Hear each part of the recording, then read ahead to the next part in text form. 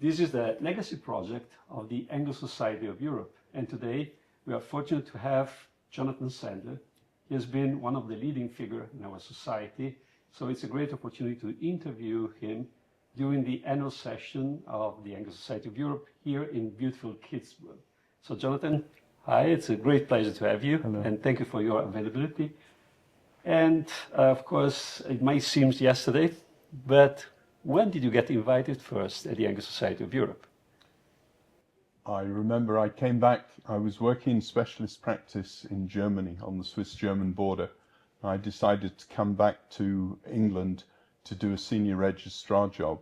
And I spent 5 very happy years at the Royal London Hospital. And it was during that time that I got in touch with Neville Bass, who was a legend of orthodontics. He was working in Queen Anne Square in the west of London, and he was a very famous orthodontist who I didn't really know very well. And I went and spent an afternoon with him in his practice, and he started to tell me about the Anglo Society of Europe, which is something I'd never heard about. And he said he had a look at some of my cases. He asked me to present a couple of cases to him, and he looked at the cases and he said, I think I have a meeting that might be of interest to you. And he invited me that first time, and we came to Arosa. I was one of the famous Pretchley group at when the meetings were held at the Hofmaran in Arosa. And that was my first introduction to the Anglo Society of Europe. So Neville Bass was basically your mentor, but I'm sure that over the years you had the opportunity to meet within the several meetings that you attended so many great figures. Oh. Can I ask you, who really influenced the most your professional career? If you can point out some. So many people. When I first arrived, as I'm sure all first and second time guests are, I was completely awestruck, just looking round the room, seeing all these orthodontic legends. And Professor van der Linden was very kind to me. He gave me an awful lot of help with my cases.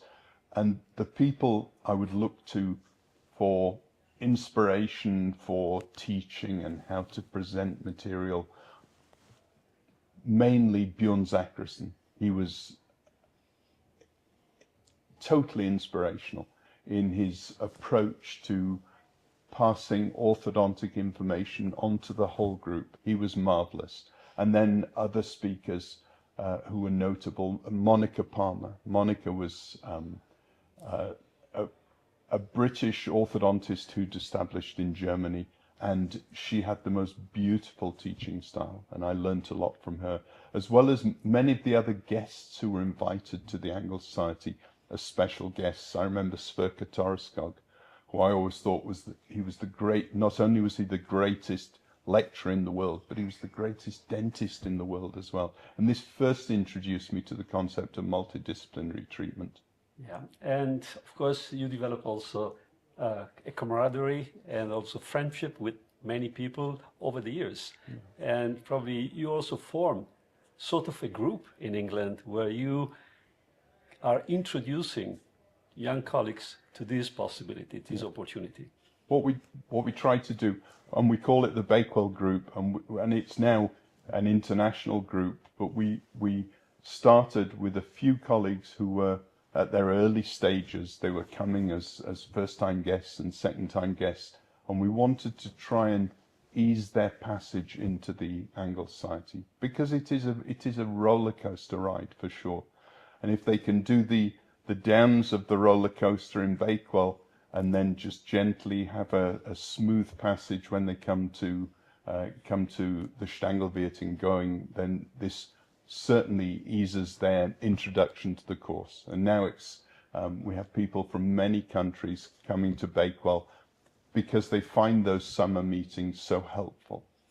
And basically here you have a unique situation where there is an inventive pop of people not only coming from different countries, Northern Europe, Southern Europe, but also with different perspectives, academicians, researchers, original thinkers, clinicians. It's a quite unique situation, do you think? It is absolutely fascinating, and it's totally inspirational. And I still feel as passionately about orthodontics as I did 35, even 40 years ago when I first started.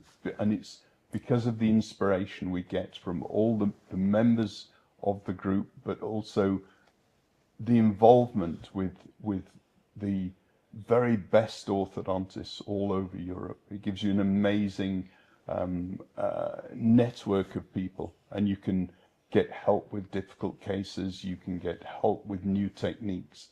And you have the unique opportunity, you have been president, well, together with Alison, of the British Orthodontic Society. So you got to know very well the risk and the opportunities within our profession. So what is your take about that, and how such a society can help the profession? I think it's very important that the national organization gives as much help to the younger orthodontists as they come through their career. And this is something we've always tried to do at the British Orthodontic Society. We've tried to arrange very successful conferences every year. We arrange other smaller meetings throughout the year to give the necessary education to all levels of the orthodontic community. And also orthodontic therapists has been something that's been introduced very, very successfully within the National Health Service. Yeah. And after several years, you became president of the Angle Society of Europe. How did you feel about that? Oh, this was the greatest honor. It is what an accolade to be voted by this peer group as their president, to represent them on the international stage and to guide the group for a 2-year period. It is the height of my professional life. And I was enormously grateful to the entire group for the confidence they showed in me. And you are an international speaker, you are recognized everywhere, and you are at the peak of your career. But now, as everybody, somehow we have to face a slowdown. How do you foresee your, let's say, retirement, if I can say that word? Well, it's, of course, and I'm thinking, Alice and I both talk about this almost on a weekly basis, but we are still so inspired by our clinical work and we're enjoying it. You think, why retire at the moment when we enjoy the patient interaction on a daily basis? So it's not really a job. It's not a job at all. I haven't worked a day in my life, as many of my friends and colleagues will testify. It's just been an absolute joy, the orthodontic profession, and I would recommend it to anybody. So can we make a recommendation for young colleagues to get somehow excited and involved in our society? Absolutely. And as John F. Kennedy once said many, many years ago, don't ask what your society can do for you. Ask what you can do for the society. And I would encourage all the younger colleagues to get involved in their national society so that they can put something back and hand something back to the upcoming generation. And there are many, many jobs to do. As we both know, we've both been involved on many levels. Well, Jonathan, it was really indeed a pleasure to have you with us. This is the Legacy Project, and we will see the next appointment altogether. Thanks so much. Thank you for the opportunity. Done.